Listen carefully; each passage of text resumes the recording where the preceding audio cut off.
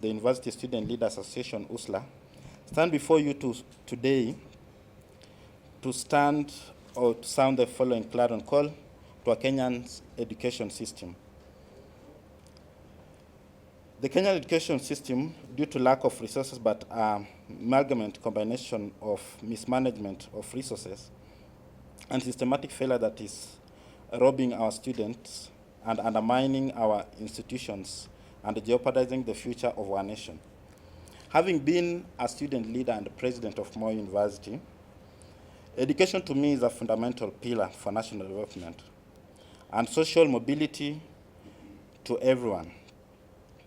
Thus, when there is a challenge, anytime, I'll wake up and say what has to be said.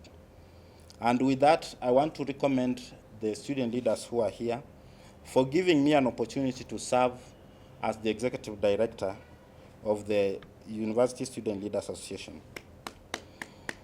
The Ministry of Education, despite receiving one of the largest annual budget in education system and allocation, has an obligation to ensure that our universities get enough resources outrightly from the National Treasury down to the universities and give university students a very great and prosperous education.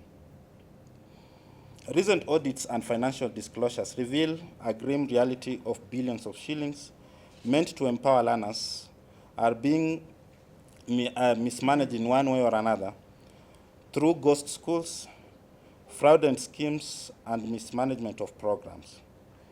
The victims of this systematic failure are not abstract numbers. They are the 160,000 eligible students who, in one or another, might be denied funding, and the countless others dropping out of the universities and TVETs, and the marginalized youth whose dreams of social mobility are being crushed by mismanagement of resources at the helm of leadership.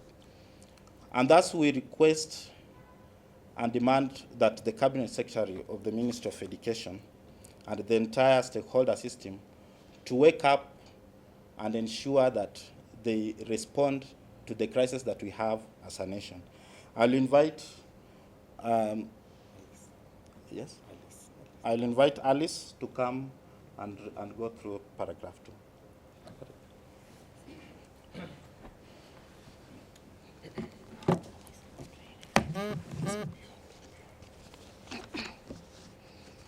My name is Mulinge Alice, President, African Nazarene University in Rongai. Beyond the immediate funding gaps, lying a festering governance crisis in public universities, Kenya's university system is currently staring down a debt abyss of 72.2 billion shillings, with 25.9 billion shillings owed in employer pension contributions alone. This poses a constitutional and ethical concern. Thus, tens of thousands of retired or retiring lecturers risk falling into destitution due to institutional insolvency.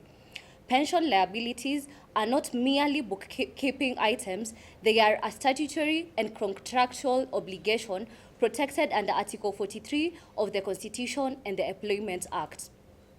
Even more disconcerting in the depth of financial mismanagement reported in annual audit statements, the Auditor's General 2024 report revealed that over 4.2 billion shillings remain unaccounted for across universities and technical and vocational education and training institutions.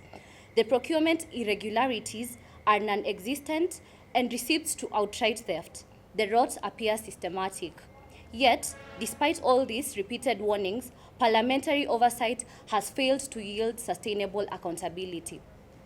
To compound matters, the revised 2023 hybrid university funding model, which sought to combine government scholarships, HELB loans, and private sector partnerships, has been rendered ineffective after a High Court injunction temporarily halted its implementation. The legal uncertainties surrounding the model have paralyzed planning in most of the institutions, and without urgent stakeholder engagement, the start of the new academic year could be delayed or proceed under conditions of extreme dysfunction. Adding insult to the injury, over 25,000 qualified teachers were denied promotion in the 2025-2026 cycle after Parliament voted down a 2.2 billion shillings allocation sought by the Teachers Service Commission. The decision, widely condemned by the Kenya Union of Post-Primary Education Teachers, KUPPET, has led to widespread demoralization within the teaching profession, further eroding the morale of frontline educators.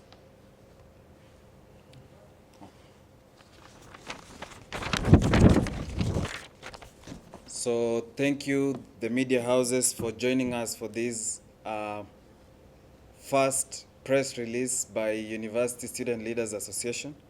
My name is Karel Omoyo, and I'm the Secretary General for the University Student Leaders Association, which also happens to be the only legally registered organization for student leaders in Kenya. So today we are gathered here because we have a crisis in the education sector in Kenya. And we cannot continue like this. We, as the student leaders in this country, have decided that we are going to stand united and fight for the rights of the students that we lead in our various institutions. I'll go through my bit of the release. So, what are we calling for? We are calling for a student-led solution, a convening of a national stakeholders dialogue. Who are the stakeholders? These are the students, these are the student leaders, the lecturers, the Ministry of Education, and all development partners that have an interest in bettering the education system in Kenya. In response to this multidimensional crisis, the University Student Leaders Association of Kenya hereby proposes an urgent national intervention. We are calling for the immediate convening of a joint multi-stakeholder dialogue session under the auspices of the Ministry of Education, in coordination with, number one, the student leaders who are represented here from all accredited universities and tertiary institutions, HELB, the University Fund, and other statutory financial arms of the government. We are also calling upon the Department for Higher Education, the State Department for Higher Education, the Parliamentary Committees on Education and Budget, the Vice Chancellors and the university management bodies, civil society organizations, development partners, and education economists.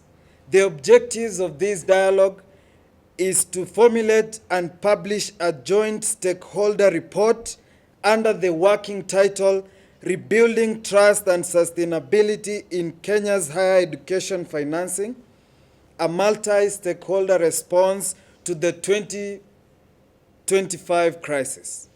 This document will serve as both an accountability framework and a policy action plan to be submitted to Parliament and the National Treasury before the supplementary budget review in the next 60 days. The goals of this proposed forum are to conduct a diagnostic assessment of governance failures and systemic inefficiencies within the higher education financing structure. We are here also to co-create reform measures, including a legal and a structural overhaul of the HELB system, with a view toward eliminating fraud and expanding the student support. We are also here to propose a short-term student relief option, tuition waivers, and hardship funds in response to this year's funding paralysis. We've heard from the Ministry of Education that and the Ministry of Finance that they are currently experiencing problems with the financing of the students that are supposed to be joining in September. We are here to call on the government that we need to find a solution between now and the time that the new students will be joining in September. Thank you.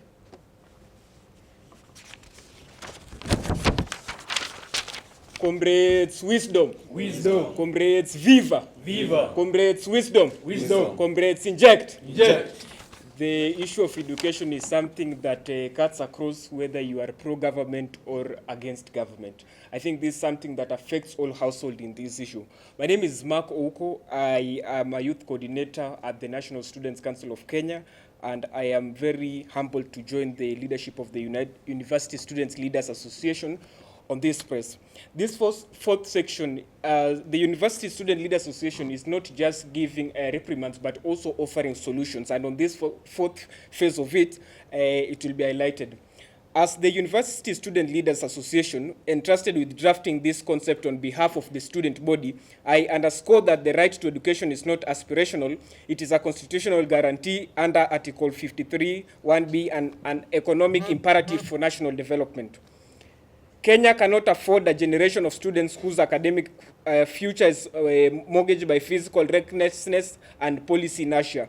We now formally, 1, urge the Ministry of Education to facilitate and co-host this national dialogue with the next 60 days ahead of the next university intake. Secondly, request the Office of the President and Parliament to formally support this process through executive memoranda and legislative engagement. Third, call upon all university administration, civil society organizations, and professional bodies to endorse and participate in this effort to rescue and revitalize our higher education sector. Fourth, we further extend an invitation to institutional partners and development actors to lend financial and technical support to this initiative. Let it be remembered that nations do not collapse overnight, they collapse in silence. When those who should speak fail to do so. In this press release, the student leaders of Kenya have spoken clearly and collectively. We hope the nation is listening. Comrades, wisdom. Wisdom. Comrades, wisdom. Wisdom. The hottest places in hell is reserved for those who maintain neutrality in the moments of crisis. Comrades, wisdom. Wisdom. Comrades, inject. Inject. Comrades, power! Power. Comrades, power! Power. Comrades, viva! Viva. Viva, comrades, viva! Viva. Viva, comrades, viva! Viva. Comrades, wisdom! Wisdom. A man who tries to shake a baobab Yes. ends up shaking his own buttocks. Comrades, power! Power. We are here to call for solidarity from all students and all student unions that we must solve this crisis in the education sector. So we hereby invite any questions that the media might have.